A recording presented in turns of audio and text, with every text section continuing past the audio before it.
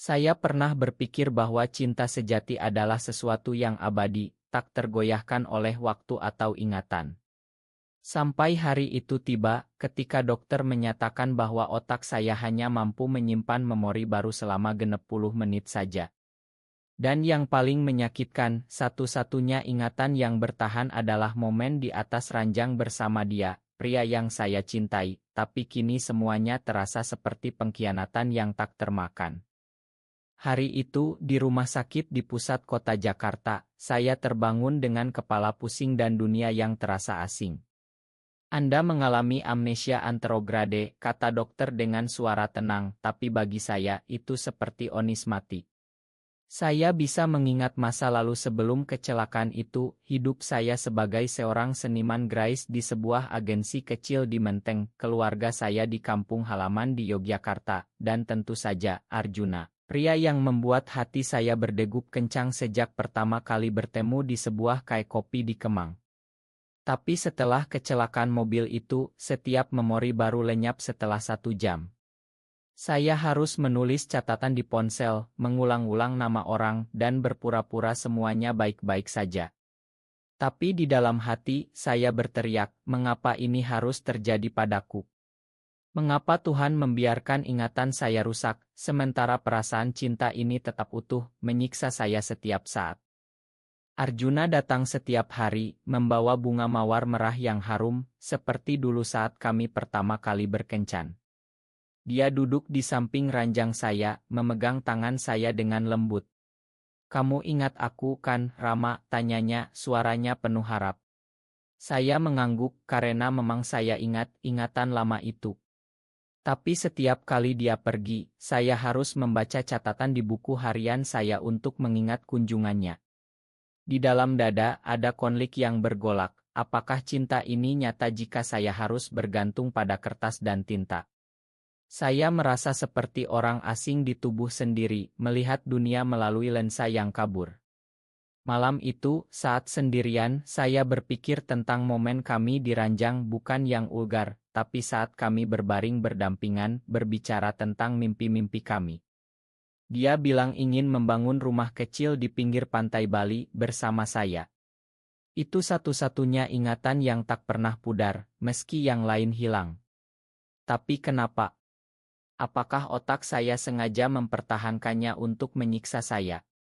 Keesokan harinya, Arjuna membawa temannya, seorang pria bernama Bima, yang katanya sahabat kami sejak kuliah. Bima tersenyum ramah, tapi ada sesuatu di matanya yang membuat saya gelisah. "Rama, kamu harus kuat," katanya, tapi suaranya terdengar palsu. Di dalam hati, saya bertanya-tanya, siapa dia sebenarnya? Mengapa Arjuna tampak gugup saat Bima ada di sana? Saya mencoba mengingat, tapi setelah 60 menit, semuanya lenyap lagi. Saya menulis di catatan jangan percaya Bima. Tapi mengapa? Insting saya berbisik ada pengkhianatan, tapi bukti apa yang saya punya? Cinta saya pada Arjuna membuat saya ragu, tapi keraguan itu seperti duri yang menusuk hati. Saya ingin berteriak padanya, ceritakan semuanya lagi. Tapi saya takut jawabannya akan menghancurkan saya. Perlahan, rutinitas rumah sakit menjadi neraka. Setiap pagi, saya bangun dan harus membaca ulang siapa saya, apa yang terjadi. Arjuna selalu ada, menceritakan kisah kami, bagaimana kami bertemu di Estial Seni di Jakarta, bagaimana dia, seorang arsitek muda, jatuh cinta pada senyum saya. Tapi di balik cerita manis itu ada bayang-bayang. Saya mulai menyadari bahwa Arjuna sering menghindari topik tentang kecelakaan. Itu hanya kecelakaan biasa, katanya. Tapi di dalam, saya merasa ada yang disembunyikan. Konflik batin saya semakin dalam, apakah saya mencintainya karena ingatan lama, atau karena dia memang pantas. Setiap kali dia menyentuh tangan saya, hati saya bergetar, tapi pikiran saya berteriak hati-hati. Malam itu, saat dia pergi, saya menangis sendirian, memeluk bantal yang masih berbau parumnya. "Kenapa kau tak jujur, Arjuna?" gumam saya dalam hati. Ingatan di ranjang itu muncul lagi, kami berbaring, tangan saling genggam, berjanji selamanya. Tapi sekarang janji itu terasa rapuh. Akhirnya saya keluar dari rumah sakit. Arjuna membawa saya pulang ke apartemen kami di kawasan Sudirman. Rumah itu penuh oto kami berdua di Pantai Anyer, di Candi Borobudur. Tapi setiap hari adalah perjuangan baru. Saya harus memakai jam pengingat untuk minum obat dan Arjuna menjadi pengasuh saya. Aku akan selalu ingatkan kamu, katanya dengan mata berkaca-kaca. Tapi di dalam saya merasa beban. Apakah dia lelah? Apakah cinta ini akan bertahan? Saya mulai menulis jurnal panjang menceritakan setiap detail hari itu sebelum lupa. Dan di jurnal itu, saya menemukan catatan aneh. Bima menelepon malam itu sebelum kecelakaan. Hati saya berdegup kencang. Apa artinya? Konflik semakin membara, saya mencintai Arjuna, tapi keraguan ini seperti api yang membakar jiwa saya. Hari berganti dan saya mulai beradaptasi. Arjuna mengajak saya jalan-jalan ke taman kota, membeli es campur aurit saya. Saat itu kami duduk di bangku, dia memeluk bahu saya. Kita akan melewati ini bersama, katanya. Saya ingin percaya, tapi ingatan genep puluh menit membuat semuanya sementara. Di dalam hati, saya bertanya, apakah ini kebahagiaan sejati atau hanya ilusi? Setiap pagi, saya bangun dengan hati yang semakin berat, membaca jurnal kemarin untuk menyusun pule hidup saya. Arjuna masih setia, membuat sarapan nasi goreng dengan telur mata sapi, seperti dulu. Tapi hari ini, saat dia pergi bekerja, Bima datang tanpa diundang. Aku khawatir denganmu, Rama, katanya, duduk di sofa dengan senyum yang terlalu manis. Saya mencoba mengingat, tapi setelah beberapa menit, saya harus melihat catatan. Di dalam ada peringatan hati-hati dengan Bima. Mengapa? Dia mulai bercerita tentang masa lalu kami bertiga, kuliah di Universitas Indonesia, pesta-pesta malam di Ancol. Tapi ada nada aneh di suaranya saat menyebut Arjuna. Dia sangat mencintaimu, tapi terkadang orang berubah, katanya pelan. Hati saya teriris, apakah ini petunjuk pengkhianatan? Saya ingin bertanya lebih lanjut, tapi waktu genep puluh menit berlalu, dan semuanya hilang lagi.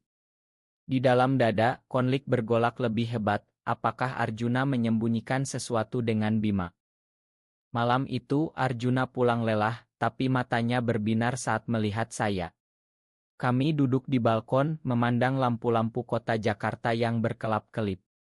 Ingat dulu kita sering begini, katanya, memegang tangan saya. Saya mengangguk karena ingatan lama itu ada. Tapi di dalam saya berpikir tentang kata-kata Bima. Arjuna, ceritakan tentang kecelakaan itu lagi, pinta saya. Dia terdiam sejenak, lalu bilang mobil kita ditabrak truk, itu saja. Tapi suaranya gemetar. Saya merasa ada kebohongan. Konflik batin semakin dalam, cinta ini membuat saya buta, tapi keraguan ini seperti racun yang meracuni jiwa. Saya ingin memeluknya, tapi juga ingin menjauh. Ingatan di ranjang muncul lagi, kami berbaring, dia berbisik, aku milikmu selamanya. Tapi sekarang kata itu terasa hampa. Beberapa hari kemudian, saya menemukan pesan lama di ponsel Arjuna yang tak sengaja tertinggal. Ada chat dengan Bima, kita harus berhenti, Rama akan tahu. Hati saya hancur. Apa artinya? Saya menulis di jurnal dengan tangan gemetar. Saat Arjuna pulang, saya konfrontasi. Apa hubunganmu dengan Bima? Tanya saya tajam. Dia terkejut, wajahnya pucat. Itu masa lalu, Rama. Sebelum kecelakaan, kami pernah dekat, tapi aku memilihmu. Pengakuan itu seperti pisau yang menusuk. Di dalam saya berteriak, bagaimana bisa kau khianati aku? Tapi dia menangis, memohon maaf. Aku salah, tapi sekarang aku hanya mencintaimu. Konflik semakin membara, makan atau tinggalkan. Hati saya terbelah dua. Kami berusaha memperbaiki, tapi bayang Bima masih ada. Dia menelepon Arjuna sering, dan setiap kali Arjuna tampak gelisah. Saya mulai meragukan segalanya. Di malam-malam sunyi, saya berbaring sendirian, memeluk bantal, dan berpikir, apakah cinta ini layak diperjuangkan jika dibangun di atas kebohongan. Ingatan genep puluh menit membuat saya terus mengulang rasa sakit itu. Saya ingin lari, tapi kemana? Indonesia ini luas, tapi hati saya terikat padanya. Konflik inner semakin kuat, seperti badai yang tak berhenti. Akhirnya, saya memutuskan bertemu Bima sendirian di sebuah warung kopi di blok menceritakan yang sebenarnya, desak saya.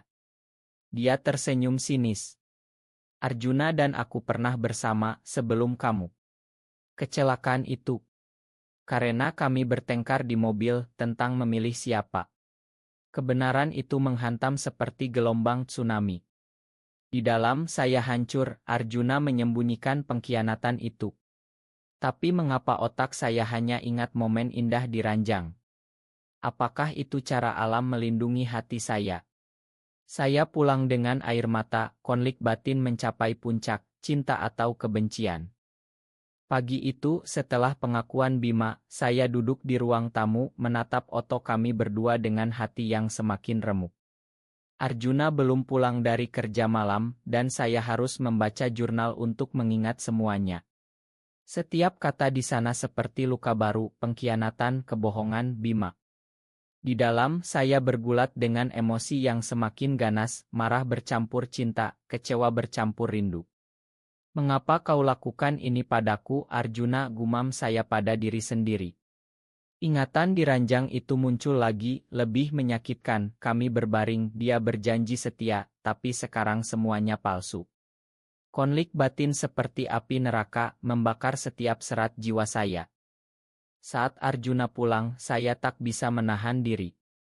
Kau bohongi aku tentang kecelakaan, teriak saya. Dia terdiam, lalu jatuh berlutut. Makan aku, Rama. Aku takut kehilanganmu.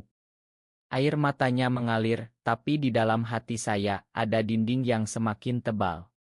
Kami berdebat panjang, suara kami bergema di apartemen kecil itu. Bagaimana aku bisa percaya lagi, tanya saya, suara gemetar. Dia memeluk saya, tapi saya menolak. Konflik semakin dalam, bagian dari saya ingin memakan, tapi yang lain berteriak untuk pergi. Malam itu, saya tidur di sofa, memeluk jurnal sebagai satu-satunya teman setia. Hari-hari berikutnya adalah siksaan. Arjuna berusaha keras, membuat makan malam romantis dengan sate ayam khas Jakarta, memutar lagu-lagu dangdut yang kami suka. Tapi setiap genep puluh menit, saya harus mengingat ulang rasa sakit itu.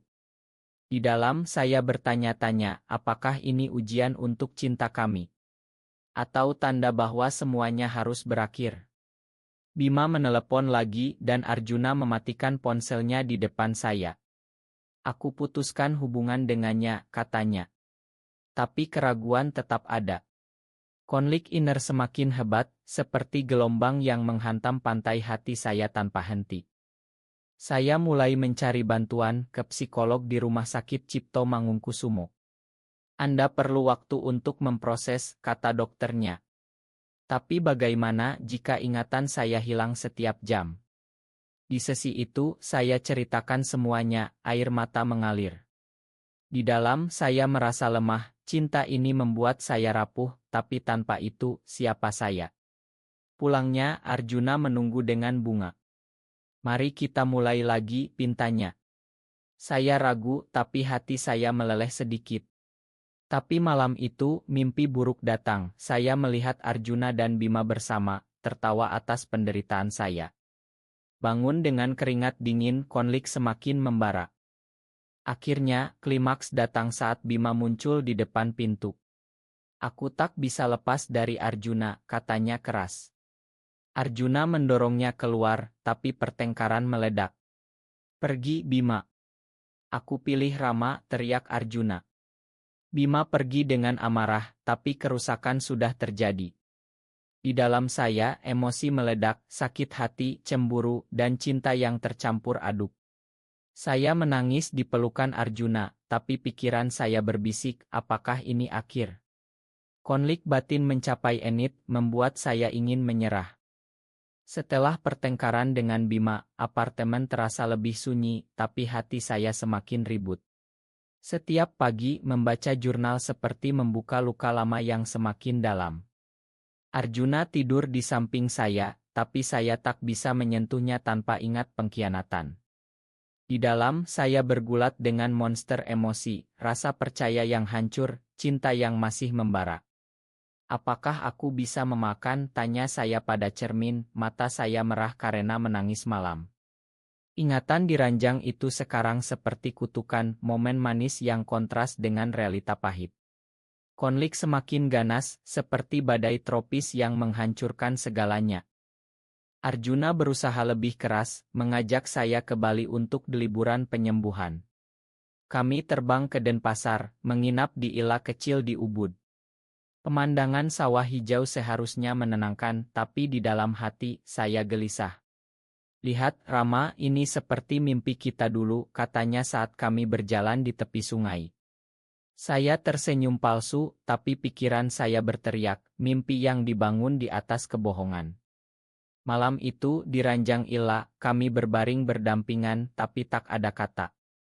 Di dalam, saya berpikir, apakah ini kesempatan kedua atau jebakan?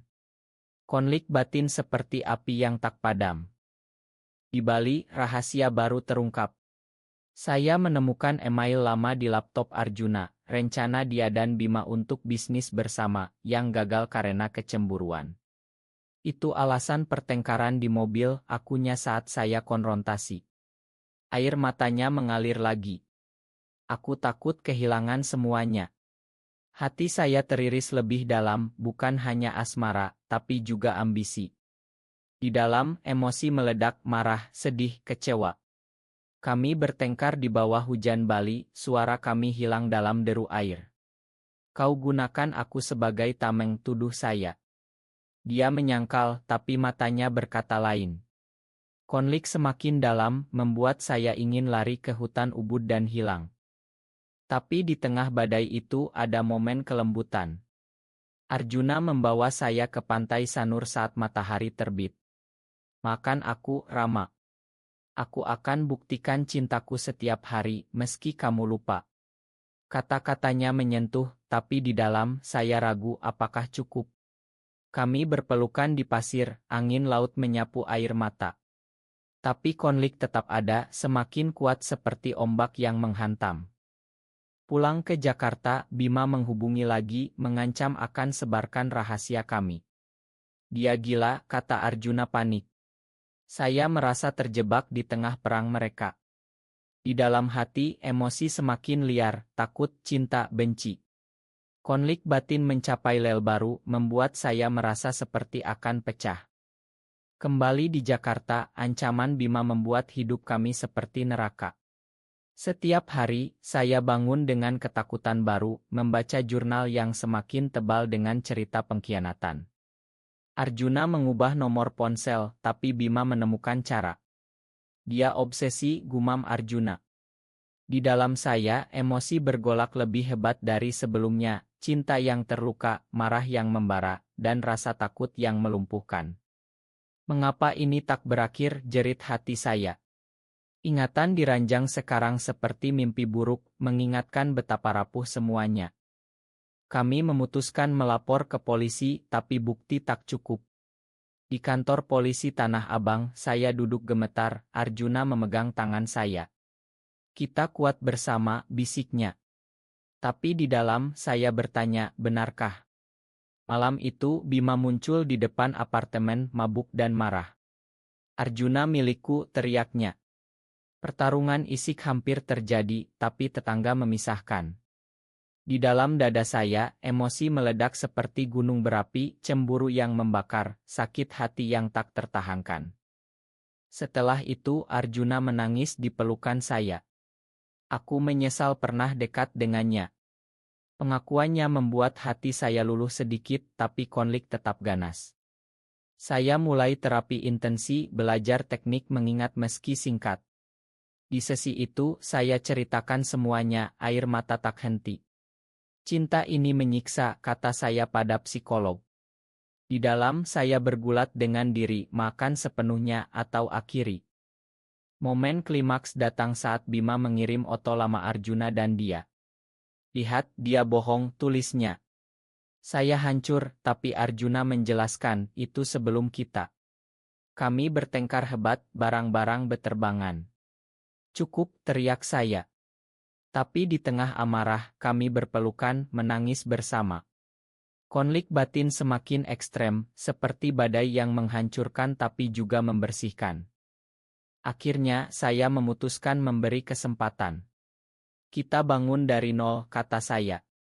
Tapi emosi masih membara, lebih dalam dari sebelumnya.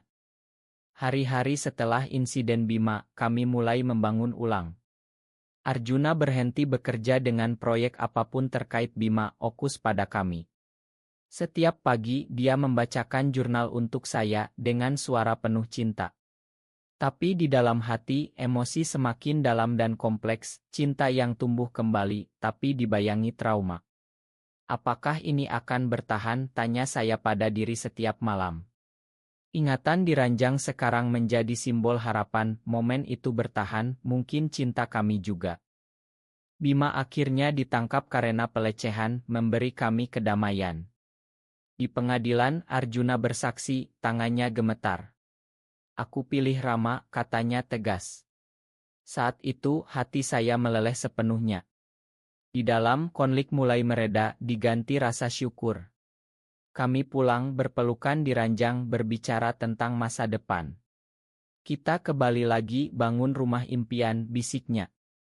Waktu berlalu, kondisi saya membaik sedikit berkat terapi. Saya bisa ingat lebih lama, meski tak sempurna.